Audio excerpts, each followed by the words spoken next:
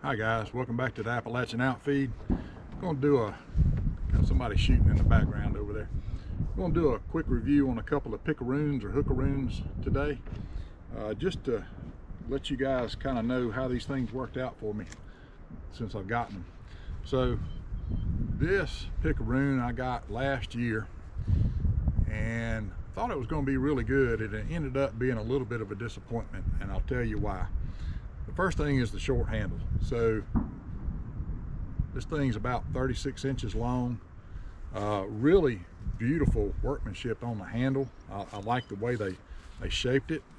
This little pole here at the bottom makes it really nice. The problem is that this hook, which is cylindrical, doesn't really stick in the wood that well. It's hard to get it to penetrate into the wood. You got to swing it really hard to get it in there, and even then when you do get it in there, it doesn't always hold. I mean, it's not horrible, but it's a lot more work than what I anticipated. And you know, looking at it up close, the very tip of this thing is now deformed and bent down, which probably isn't helping things either as far as the penetration goes. So this thing, again, man, the way this thing's put together is kind of a work of art. My two biggest gripes though is the handle length. This particular one I got off of eBay.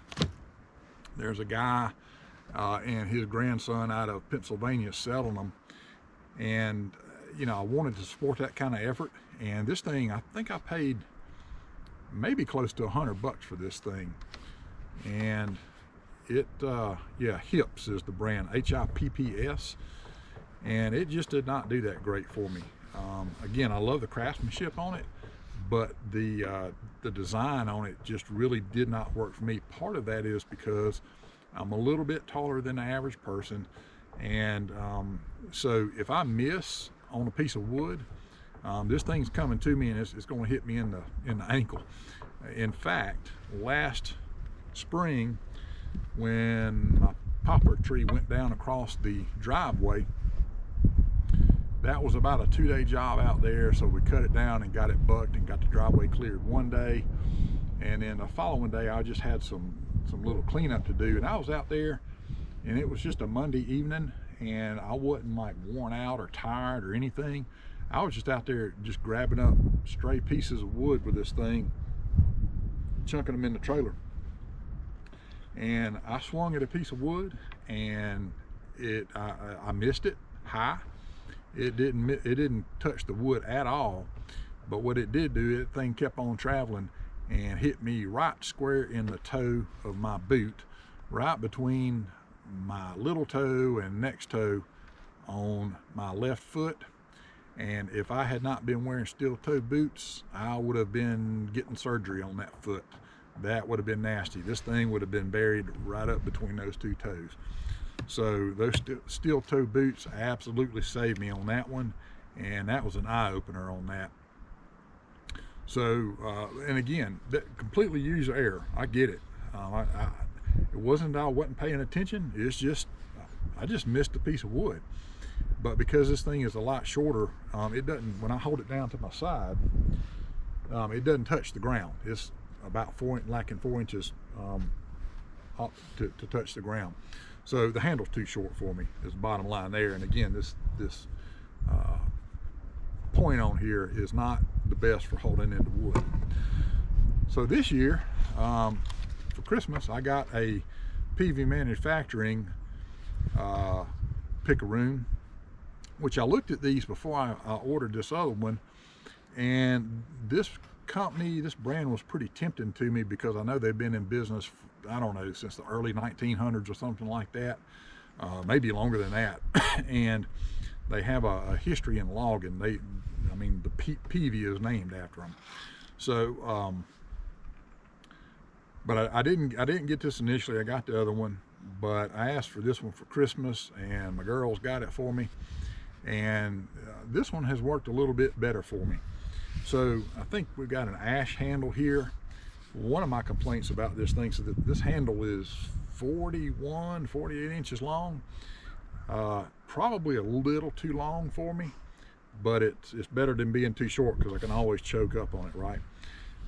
one of my complaints about this particular setup is the handle has varnish on it or something, and that makes it slick, especially when you're wearing gloves.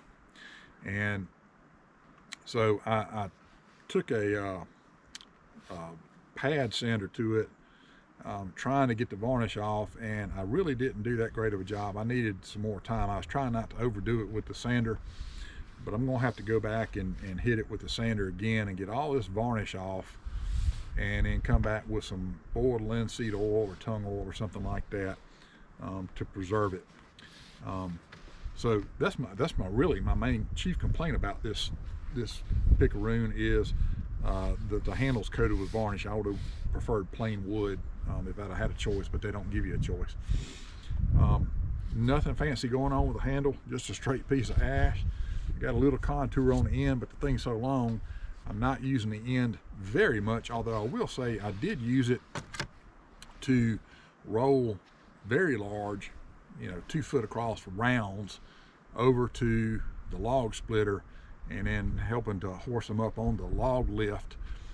This did come in handy, and this little swell at the end of the handle helped a little bit of that when I'm pulling with it.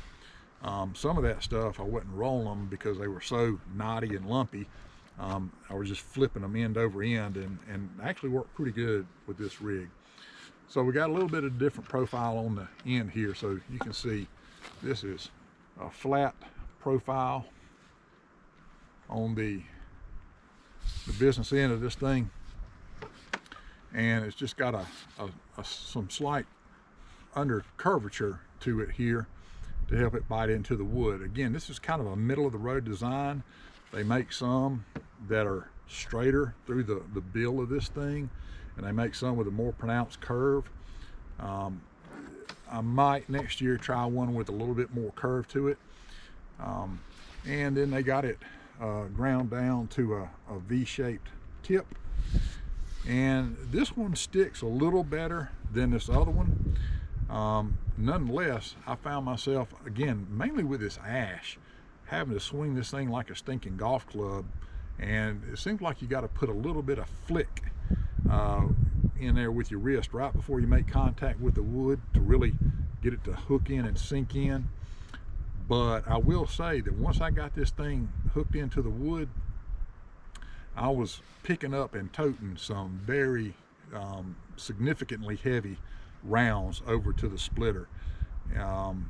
Either picking them up or dragging. A lot of picking up though, but this saves me from bending over, so I can kind of work the thing up, grab it right here, and sometimes I had to use 2 hands and tote it over to the splitter. So this one worked better for me than the other one. I don't know if there's anything that's really going to grab into that ash. Sometimes both these pickaroons just bounce right off that ash. It's amazing. Also, it seems like when it's below freezing outside, and I'm thinking that the water inside the wood freezes up just like water does below freezing, and makes that wood that much harder to grab into and penetrate for these pickaroons. Because I had a tough time getting them to pick up some of these rounds. They were just bouncing off. So I don't know, that's my theory anyway. I don't know if I'm right about that. But again, this one from Peavey worked a good bit better than the other one, and this is kind of my go-to. Once I get this handle sanded down and some boiled linseed oil on here, once it maybe gets into springtime and we get some little bit warmer weather, so the pores open up on this thing, we'll get that done and it'll be ready for next year. So that's it, guys. If you're not using a hookaroon or pickaroon on your wood pile, you might want to look at getting one. And again, if it was up to me, I would take a look at what Peavey has to offer. Peavey. They're on the internet, and they are out of Eddington, Maine.